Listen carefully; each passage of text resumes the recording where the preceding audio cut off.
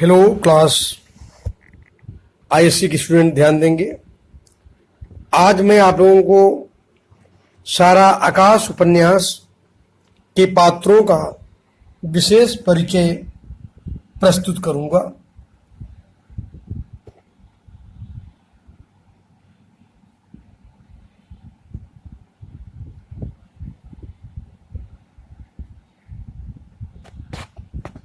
सारा आकाश उपन्यास में कई पात्र हैं। वैसे ध्यान देने की बात है, यह पूरा उपन्यास ही निम्न मध्यम वर्ग के परिवार की जो संघर्षपूर्ण कहानी है, उस कहानी को कहीं न कहीं मूल्यांकित करती है। इस पूरे जो मध्यवर्गीय परिवार है, इसमें कुल 10 सदस्य हैं। यानी मुख्य अगर देखा जाए तो जो एक परिवार की इसमें विशेष कहानी है, जो कहानी का उपन्यास का जो मुख्य नायक है समर है और नायिका प्रभा है। इस परिवार में 10 सदस्य हैं, जिनमें से 3 पढ़ने वाले छात्र हैं, पर एक कमाने वाला केवल एक, वह भी किसी ऊंचे पद पर नहीं है, अभी तो सामान्य सा क्लर्क है, जिसके कारण परिवार में पैसों की तंगी बनी रहती है। और यानी एक प्रकार से देखा जाए, यह परिवार साधारण स्तर का परिवार है। उस परिवार में आगे बढ़ना कितनी मुश्किल, कितना संघर्ष की कहानी बनती है, उसका मूल्यांकन यहाँ पर किया गया है। आज मैं इन पात्रों को एक एक करके मैं प्रस्तुत करूंगा। वैसे इस पूरे उपन्यास में जो मुख्य पात्र हैं उनका मैं विशेष चर्चा पेश करूंगा। बच्चों, बाबूजी, ध्यान देने की बात है, इस कहानी में, इस उपन्यास में सबसे प्रौढ़ पात्र हैं बाबूजी, जो कि रिटायर्ड हो चुके हैं। और उस जमाने में माता पिता के पास कई संतानें होती थीं, तो उसी प्रकार से इनके पास भी कई लड़के, एक लड़की है, 4 लड़के हैं। ध्यान देने की बात है, बाबूजी के पास धीरज, समर, अमर और कुंवर। एक बच्ची है मुन्नी। धीरज की शादी हो चुकी है और एक बच्ची भी है। इस तरह से धीरज की पत्नी, जो कि इस पूरे उपन्यास में भाभी के रूप में अपनी भूमिका अदा करती हैं, और समर की शादी हो चुकी है प्रभा के साथ। पूरा उपन्यास इसी समय प्रभा के इर्द गिर्द है। अमर, कुंवर और मुन्नी, इस तरह से परिवार में 10 सदस्य हैं। ये सेवानिवृत्त हो चुके हैं। 25 रुपये उन्हें पेंशन मिलती है। परिवार के मुख्य फैसले इन्हीं के हाथ में है। जाति के वे ठाकुर हैं, छत्री हैं।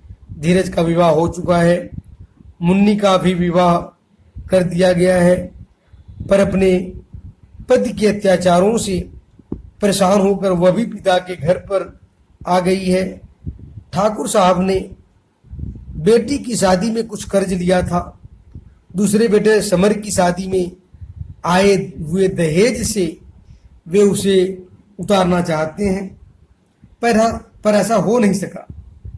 वे परिवार का पूरा ध्यान रखते हैं और बाद में तीसरे बेटे अमर का भी शादी करना चाहते हैं, और वे दहेज के अत्यंत लोभी व्यक्ति हैं।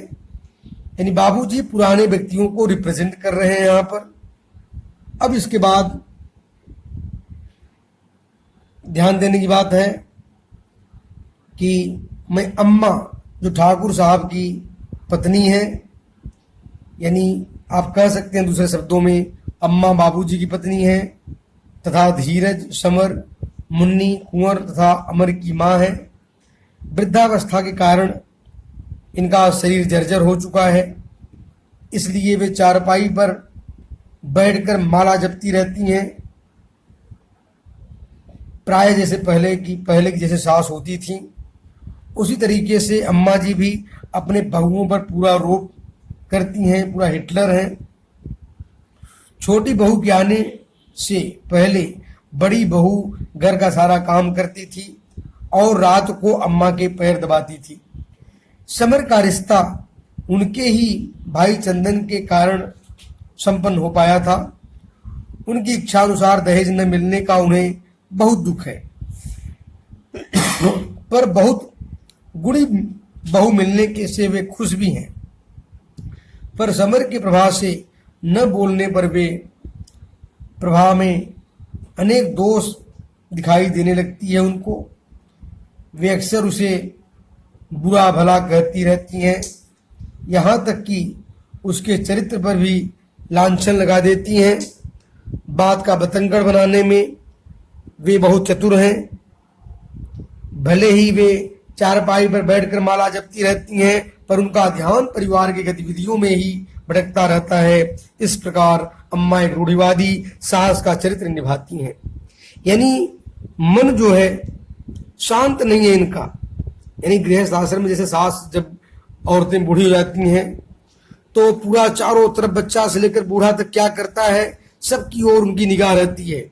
भले कहने के लिए माला जपती हैं, लेकिन मन जो है भटक रहा है चारों तरफ। परिवार के दोष, यानी कोई सदस्य अगर दोष करता है, कुछ गलती करता है, उसे तुरंत डांटती हैं। अब ध्यान दीजिए, अगला प्रमुख पात्र इस कहानी में धीरज। धीरज बाबूजी तथा अम्मा का बड़ा पुत्र है तथा समर, मुन्नी, अमर और कुंवर का बड़ा भाई है। वो भाभी का कमाऊ पति तथा एक बच्ची का पिता भी है। वह 10वीं पास करके क्लर्क की नौकरी पर लग गया था। उसे महंगाई भत्ता सब मिलाकर 99 रुपये मिलते हैं, जिनसे घर का खर्च चलता है। वह शांत स्वभाव का, मेहनती और माता पिता की आज्ञा पालन करने वाला पुत्र है। पत्नी की नाजायज बात वो पसंद नहीं करता है। वह कभी कभी पत्नी पर हाथ भी उठा देता है। ध्यान देने की बात है बच्चों यहाँ पर कि पहले बड़े भाई लोग किस प्रकार होते थे, और जो कि उन्हें नहीं करना चाहिए। किसी स्त्री पर हाथ उठा देना ये उचित नहीं है, एक प्रकार का नाजायज कार्य है। ऐसे कार्य पहले लोग कर देते थे जो कि अमानवीय कार्य था। उसको यानी उस चीज को भाई के माध्यम से, यानी धीरज के माध्यम से लेखक ने दिखाने का प्रयास किया है। अब मैं अगले पात्र भाभी के चरित्र चित्रण पर प्रकाश डालूंगा। इस कहानी में एक महत्वपूर्ण नारी पात्र अगर कोई है इसमें तो भाभी है। भाभी की मौजूदगी शुरू से लेकर अंत तक काफी बड़े धमाकेदार रूप में यहां पेश हुआ है बच्चों। जिस तरह से, यानी एक बात ध्यान देने योग्य है, पॉलिटिक्स केवल बाहर ही नहीं होती है। जहां ज्वाइंट फैमिली होती है, पॉलिटिक्स और डिप्लोमेसी घर के अंदर भी होता है, जहां औरतें उस भूमिका का निर्वहन करती हैं। तो यहां पर पॉलिटिक्स खेलने का काम, डिप्लोमेसी खेलने का काम कौन करता है? भाभी। जो प्रायः घरों में देवरानी और जेठानियों के बीच में ऐसी पॉलिटिक्स चलती रहती है। यानी जहां संयुक्त परिवार होता है वहां भाभी जो है एक भाभी की भूमिका का निर्वहन कर रही है। ध्यान दीजिए, भाभी धीरज की पत्नी तथा अम्मा बाबूजी की बड़ी बहू है। वह साधारण रूप रंग वाली महिला है और सास की चहेती बहू है। वह एक छोटी बच्ची की माँ भी है। पूरे परिवार में क्या हो रहा है, कैसे हो रहा है, ये सब बातों का अगर अम्मा जी के बाद कोई ख्याल रखता है तो भाभी जी ख्याल रखती हैं।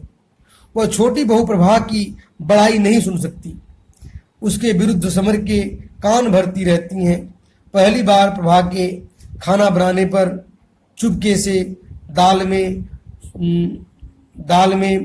मुट्ठी भर नमक डाल देती हैं, जिससे प्रभा की छवि समर की आंखों में बिगड़ जाती है। वह प्रभा की सुंदरता तथा गुणों से ईर्ष्या करती है, इसलिए वह उसे नीचा दिखाने के प्रयत्न में लगी रहती है। वह अपने देवरों की चहेती भाभी भी है। मुन्नी के साथ भी उसका अच्छा व्यवहार है। बच्ची को जन्म देने के बाद से वह घर का काम करना बंद कर देती है, टोने टोटके में विश्वास करती है। अम्मा के साथ मिलकर वह प्रभा को मजबूर कर देती है कि वह संतान प्राप्ति के लिए सैयद बाबा की धुनी धारण करे। इस प्रकार वह चतुराई से परिवार में अपना पद बनाए रखती है।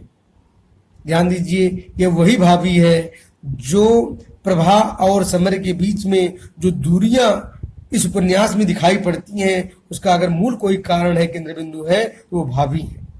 ऐसी भाभियां प्राय घरों में देखने को मिल जाती हैं जो कि घर के अंदर बड़ी चतुराई से पॉलिटिक्स करती हैं। अब अगले मुख्य पात्र में समर की ओर आप लोगों का ध्यान आकर्षित करूंगा। ध्यान देने की बात है, इस उपन्यास में सबसे सशक्त पात्र यानी उपन्यास का कोई नायक है तो वह समर है। इस उपन्यास का मुख्य पात्र है, वह धीरज से छोटा है, अमर और कुंवर से तथा मुन्नी से बड़ा है। वह इंटर में पढ़ाई कर रहा है, पढ़ाई में बहुत तेज है, बहुत मेहनती है। इस कारण परिवार को उससे बहुत आशाएं हैं। प्रभा नाम की एक सुंदर सुशील गुणी लड़की से उसका विवाह करा दिया जाता है। प्रभा मैट्रिक पास है। समर बहुत ही महत्वाकांक्षी होने के कारण विवाह करना नहीं चाहता था, लेकिन परिस्थितियों के कारण उसकी शादी हो जाती है और वह अपने सुहाग रात के दिन ही अपनी पत्नी से बात नहीं कर पाता है, या ऐसी परिस्थितियां उत्पन्न हुई बात नहीं करता है। समर एक भावुक लड़का है। सुहाग रात के दिन उसकी आपस में बातचीत न होने के कारण वह प्रभा का अहंकार समझता है, अतः वह उससे न बोलने का संकल्प लेता है। वह उसे परेशान ही देखना चाहता है, पर जब वह प्रभा को एक रात बाहर बैठकर रोते देखता है तो स्वयं को रोक नहीं पाता और उससे रोने का कारण पूछता है। प्रभा के करुणा भरे उद्गार सुनकर वह स्वयं भी रोने लगता है।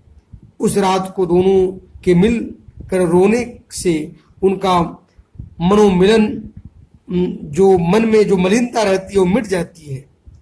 घर की परिस्थितियां अनुकूल न होने के कारण वह एक मेधावी छात्र होने के बावजूद भी द्वितीय श्रेणी में ही उत्तीर्ण हो पाता है। वह उच्च शिक्षा प्राप्त करके प्रोफेसर बनना चाहता है। भावुक प्रवृत्ति होने के कारण वह कुछ परिस्थितिवश भी समर के मन में सदैव अंतर्द्वंद चलता रहता है। यानी यहाँ यह दिखाया गया कि मनुष्य की परिस्थितियां भी, परिवार की परिस्थितियां भी अच्छे बच्चों को वह साधारण स्टूडेंटों में बदल देती हैं। ध्यान दीजिए। अब मैं आगे अगला पात्र जो इस उपन्यास की मुख्य नायिका है उसका नाम प्रभा है। प्रभा के बारे में कुछ बता दूंगा आप लोगों को। प्रभा जो है इस उपन्यास की मुख्य स्त्री पात्र है। वह 10वीं पास है, पढ़ी लिखी है। वह समर की पत्नी है, देखने में बहुत सुंदर, आधुनिक तौर तरीके वाली है, पर्दा प्रथा में विश्वास नहीं करती, इसलिए वह, ध्यान दें, बड़े लोगों को सम्मान करती है, इसलिए वह उनके आने पर आंखें नीची कर लेती है। समय देखने के लिए घड़ी लगाए रहती है। भाभी के बच्ची होने के बाद से उसके काम का बोझ बढ़ जाता है, लेकिन वह बहुत धैर्य तथा हिम्मत से सारा काम संभालती है तथा परिवार के किसी भी सदस्य की सेवा करने में भी पीछे नहीं हटती है। वह यहाँ तक कि अपनी सास और अन्य परिवार का यानी बड़ी सेवा भाव सुबह से लेकर करके रात तक वह परिश्रम करती रहती है। अपने पति के लिए भी बहुत मेहनत और परिश्रम करती है। यहाँ तक कि सुबह जल्दी उठकर उनके लिए नाश्ता बनाना, भोजन बनाना, उनके कॉलेज के लिए तैयारी करना, ये सब कुछ वो उत्तरदायित्व का निर्वहन करती है। भारतीय संस्कृति भावनाओं से ओतप्रोत है। ऐसी स्त्रियां जो हमारे गली मोहल्ले घरों में यहाँ वहाँ देखने को मिलती हैं, एक सुशिक्षित भारतीय स्त्री का की पहचान है प्रभा। ध्यान दीजिए, अगले मुख्य पात्र की ओर मैं बढ़ रहा हूं। इस उपन्यास की एक और मुख्य स्त्री पात्र है, उसका नाम है मुन्नी। मुन्नी, ध्यान देने की बात है, वो अकेली बहन है और माता पिता की लाडली है। कम ही उम्र में उसकी शादी हो जाती है, उसका पति नालायक निकल जाता है और उसकी पिटाई भी करता है। वह बाध्य होकर बेचारी अपने मायके में वह रहती है। यहाँ यह दिखाया गया मुन्नी के माध्यम से किस तरह से दहेज के कारण हमारे समाज में नवयुवतियाँ जो हैं वह अलग थलग जिंदगी जीनी पड़ती है उनको। यहाँ तक कि पति उसका बहुत नालायक है, उसको दूसरी बार विदा करा कर ले जाता है और उस मुन्नी से बहुत सेवा लेता है। सेवा लेने के बावजूद बहुत पिटाई करता है और अंत में उसको मार भी देता है। यानी इस तरह से हमारे समाज के वास्तविक स्वरूप को दिखाया गया, किस तरह से एक अच्छी बच्ची जो है, एक अच्छे स्वभाव वाली नारी जो है, किस तरह से पति अगर नालायक निकल जाए, पति अगर दुष्ट निकल जाए, किस तरह से वह नारकीय जिंदगी भोगती है और अंत में मार दी जाती है। यानी स्त्री की प्रताड़ना, स्त्री की भावना अगर देखनी हो हमें तो यह सब कुछ मुन्नी की जिंदगी में मिलता है कि यानी अगर पति नालायक हो, परिवार वाले दुष्ट निकल जाएं तो वाकई एक नवयुवती की जिंदगी किस तरह से नरक में बदल जाता है। आगे अगला मैं पात्र जो इस उपन्यास में है, अमर की ओर मैं आप लोगों को ध्यान आकर्षित करूंगा। ध्यान देने की बात है, इस उपन्यास में अमर एक सहायक पात्र है। ठाकुर साहब का तीसरे नंबर का बेटा है।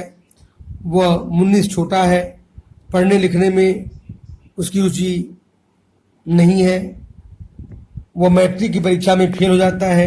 खेलने में उसका मन अधिक लगता है और तमाम, यहाँ तक कि वह अपने भाभी के घर गया था तो भाभी के घर जो कुछ भी हुआ वह सारी बातें वह आकर के अपने बड़े भाई समर को बताता है, जो कि सारी चीज़ें आजकल जैसे नवयुवक होते हैं उनमें गंभीरता नहीं होती है और किसी काम के प्रति सीरियसनेस नहीं होता। वही चीज़ यानी आजकल के बच्चों को, आजकल के नवयुवकों को अगर कोई रिप्रेजेंट कर रहा है तो कहीं न कहीं वह अमर रिप्रेजेंट कर रहा है।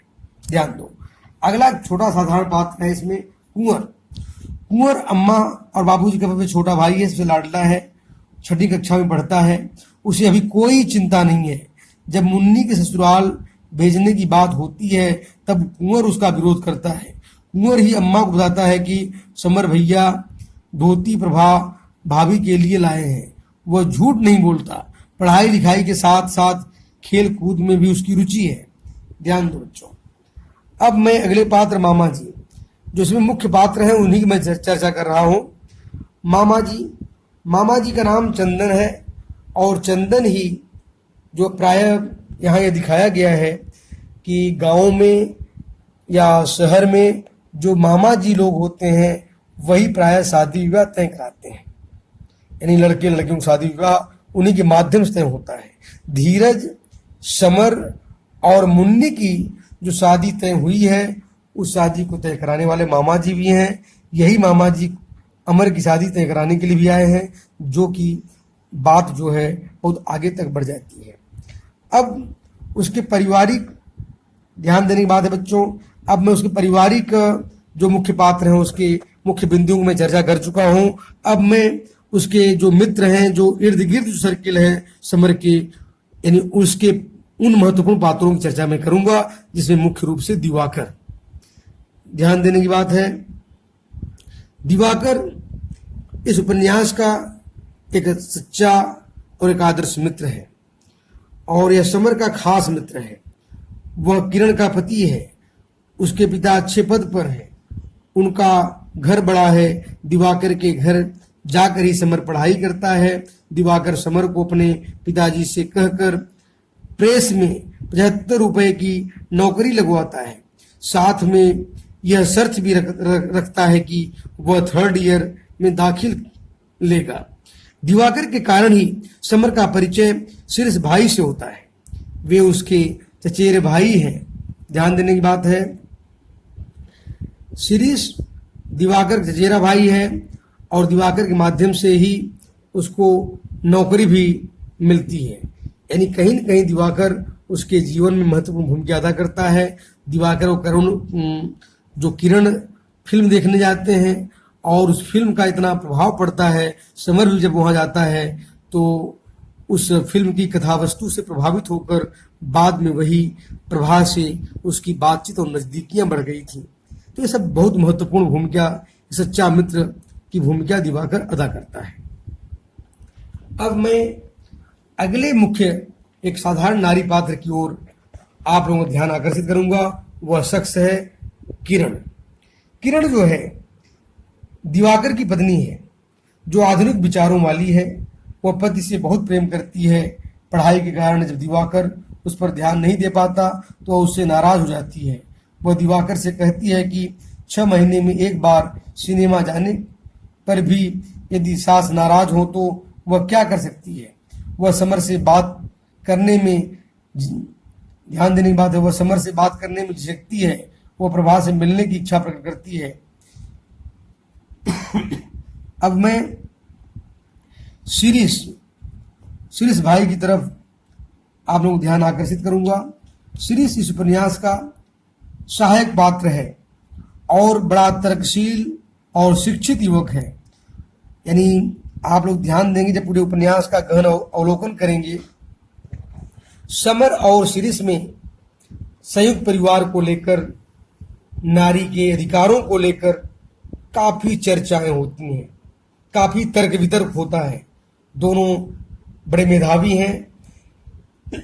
दोनों अपने अपने सिद्धांत को लेकर अपने अपने जो नियम हैं, तर्क हैं, उसको लेकर अच्छे तर्क दूसरे सामने पेश करते हैं और शिरीष अपने तर्क के माध्यम से अपने सिद्धांत को लेकर बहुत कुछ समर को प्रभावित करता है।